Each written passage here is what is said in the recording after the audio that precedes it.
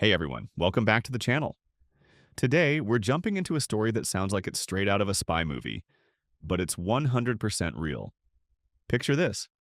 You're a journalist minding your own business when suddenly you get added to a group chat with some of the biggest names in the US government.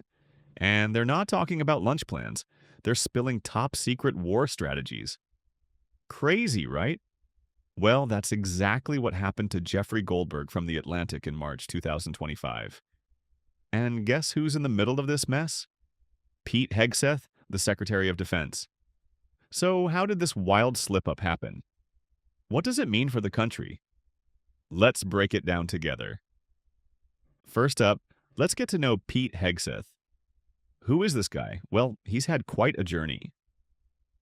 Born in 1980 in Minneapolis, Pete went to Princeton. Pretty fancy, huh? And then joined the Minnesota Army National Guard. He served in some intense places like Guantanamo Bay, Iraq, and Afghanistan, earning medals for his bravery.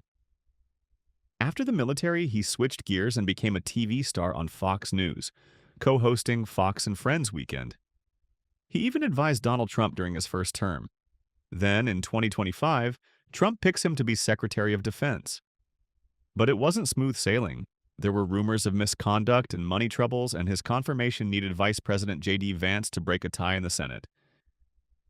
At 44, he's one of the youngest people ever to lead the Pentagon. So, what happens when a guy like this gets caught up in a major security goof? Let's find out. Okay, before we get to the juicy texting blunder, let's set the stage. Why was the Trump administration even chatting about war plans? It's all about Yemen. There's a group there called the Houthis, who've been attacking ships in the Red Sea. Why does that matter? Because tons of stuff, think clothes, tech, food, gets shipped through there to the US and Europe. So, in March 2025, the administration decides to hit back with airstrikes to stop these attacks. It's a big deal, and it's supposed to be super secret. But, the plan didn't stay secret for long. Can you guess where this is going? Now, here's where things get wild. The Trump team was using Signal, a messaging app that's supposed to be private, to plan these Yemen airstrikes. Top officials like Pete Hegseth, Vice President J.D. Vance, and National Security Advisor Michael Waltz were in this group chat, hashing out details. Which targets to hit, what weapons to use, when to strike.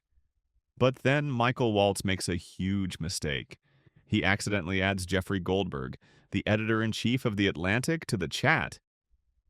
Yep, a journalist gets a front-row seat to secret war plans. Goldberg's like, is this a prank? But when the airstrikes happen on March 15th, exactly as planned in the chat, he knows it's real. Can you imagine being in his shoes, staring at your phone like, what just happened? So, what exactly did Goldberg see?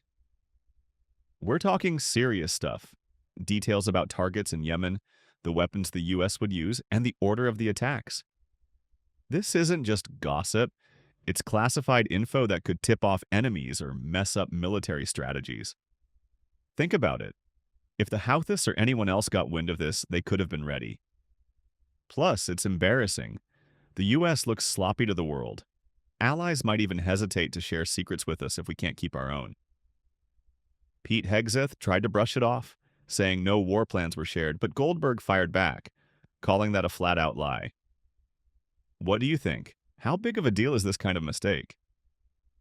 Let's zoom in on Jeffrey Goldberg for a sec. Who is he? He's a big name in journalism, running The Atlantic and even moderating a PBS show. He's covered wars and served in the Israel Defense Forces, so he knows his stuff. When he got added to this chat, he had a choice. Stay quiet or tell the world.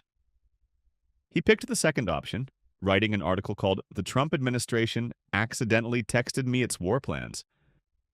Bold move, right? It sparked a huge debate. Should he have published it knowing it could stir up trouble? Or was it his job to shine a light on this mess? His article forced the government to face the music, but it also put him at odds with Pete Hegseth, who denied everything. Drama. So how did the administration handle this? Well, Pete Hegseth stuck to his story, saying nothing important was leaked, but that didn't hold up. The government said they're reviewing how this happened, but we don't have much detail yet. Are they fixing it? Punishing anyone? Who knows? Meanwhile, the airstrikes went ahead as planned, killing 53 people in Yemen, though we're not sure if they were fighters or civilians. The bigger question is, what does this say about the Trump team? Using an app like Signal for secret plans and then adding the wrong person doesn't exactly scream top-notch security. Could this happen again? That's the scary part. Let's step back for a minute. What does this whole thing tell us? It's not just about one oopsie. It's about how the Trump administration deals with secrets and the media.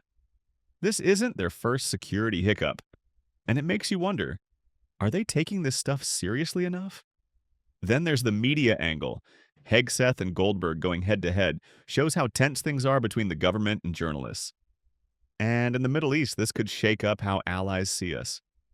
If they think we can't keep secrets, will they still team up with us? It's a messy situation with no easy answers. All right, let's wrap this up. This story is a wild reminder that even the smallest mistake, like texting the wrong person, can cause massive problems, especially when it's about war plans. Pete Hegseth, Jeffrey Goldberg, and a simple app called Signal turned a secret mission into a public scandal. It's also proof that journalists can hold power to account, even if it's messy. So, what do you think? Should the government tighten up its rules? Was Goldberg right to spill the beans? Drop your thoughts in the comments. I'd love to hear them. Thanks for watching, folks. If you enjoyed this, hit that like button, subscribe, and I'll see you in the next one.